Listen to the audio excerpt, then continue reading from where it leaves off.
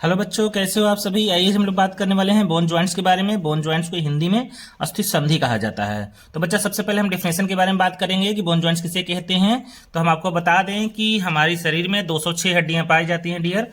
ये 206 हड्डियां आपस में जिस स्थान पे जुड़ी हुई होती हैं उस स्थान को हम लोग जॉइंट्स यानी कि बोन जॉइंट्स के नाम से जानते हैं। हम सभी जानते हैं बच्चा कि हमारी हड्डियां जो होती काफी सॉलिड होती हैं, वो आपस में जुड़ नहीं सकती। उसके लिए रबर जैसी एक रचना चाहिए जो कि दोनों को आपस में जोड़ सके ताकि हड्डियां आराम से मूव कर सकें।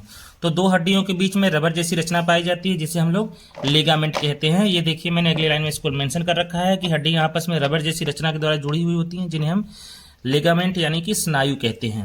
Audio Jungle.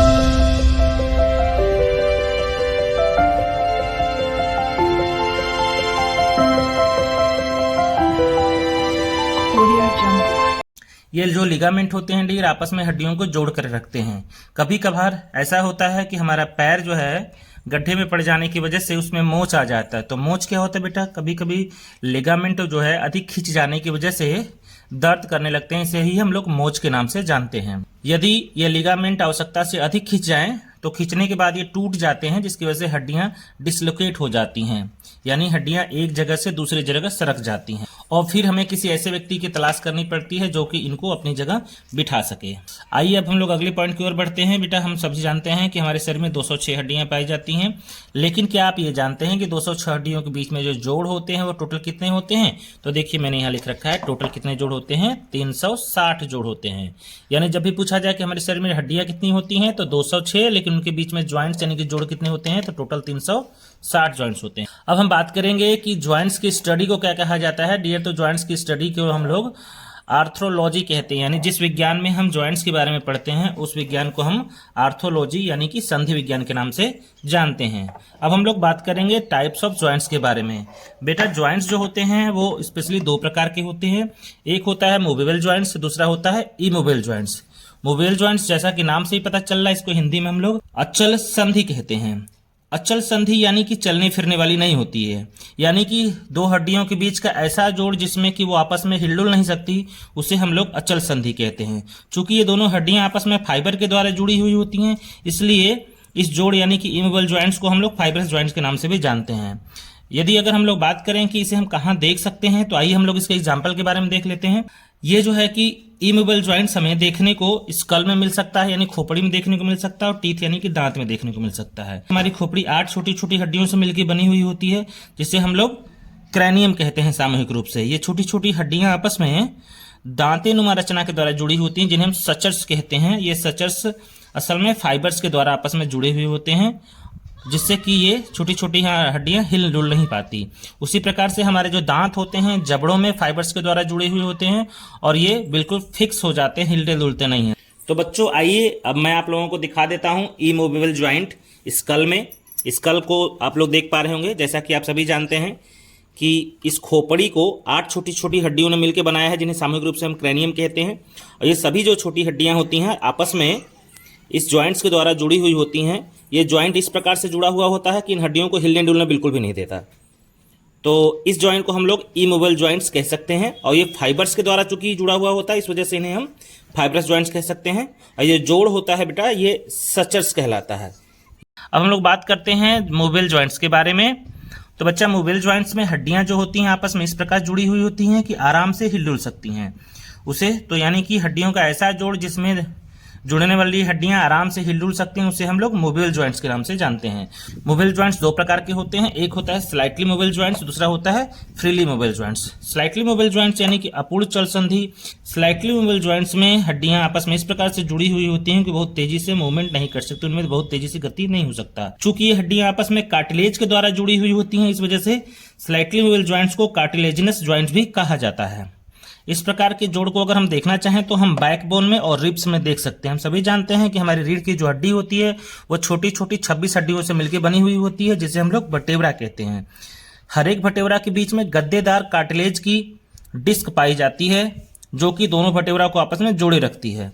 जब भी हम पीठ को हम आगे की ओर झुकाते हैं तो आराम से झुका सकते हैं, पीछे की ओर भी आराम से झुका सकते हैं, बहुत तेजी से मूवमेंट नहीं करा सकते उसमें। उसी प्रकार से जो रिब्स होती हैं, पसलियां जो हमारी होती हैं, रीढ़ की हड्डी से निकल करके आगे आके सीने की हड्डी यानी स्टर्नम से आके जुड़ती हैं, लेकिन जुड़ने से पहले इनके एंडिंग पर कार्टिलेज पाया जाता है जो इसे स्टर्नम से जोड़े रखता है। इसमें भी बहुत ही धीरे धीरे से मूवमेंट होता है। तो बच्चों आइए अब हम लोग बात कर लेते हैं फ्रीली मूवमेंट जॉइंट्स के बारे में।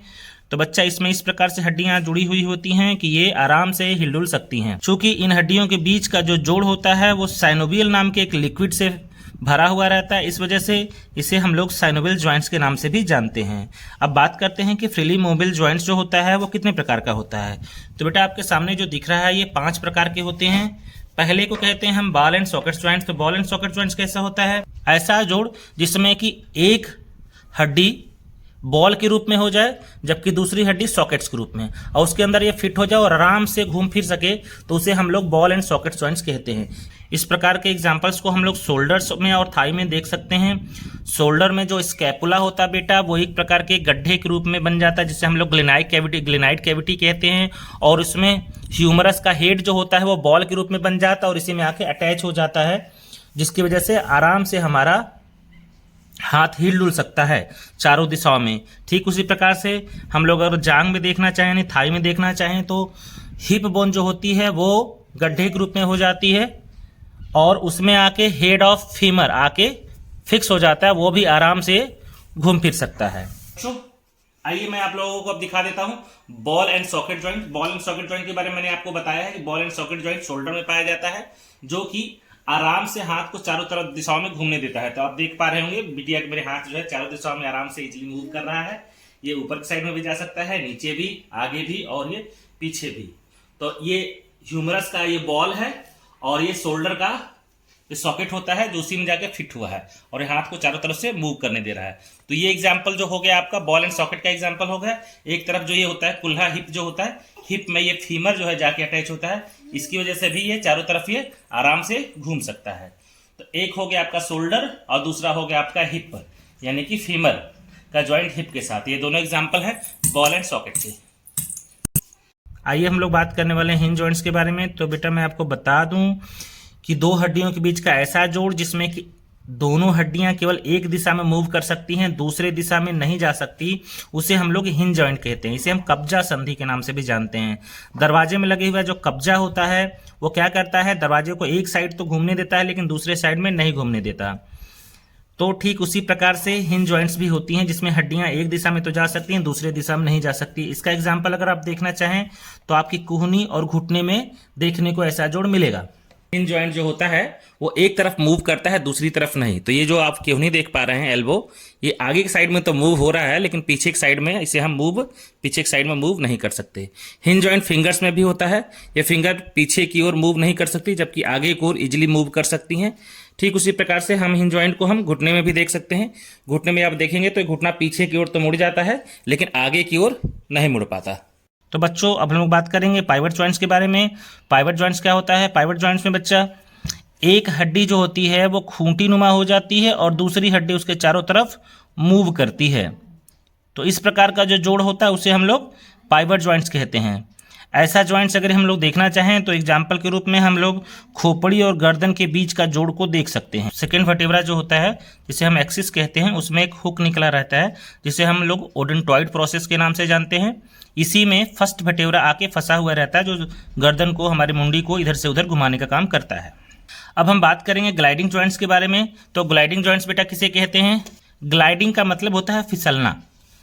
तो इस प्रकार का जोड़ जिसमें कि दोनों हड्डियां एक दूसरे पे फिसलती रहें उसे हम लोग ग्लाइडिंग जॉइंट्स कहते हैं। इस प्रकार का जोड़ हमें फोर आर्म और रिस्ट के बीच में यानी कि रेडियो अल्ना और कार्पल्स के बीच में देखने को मिलता है।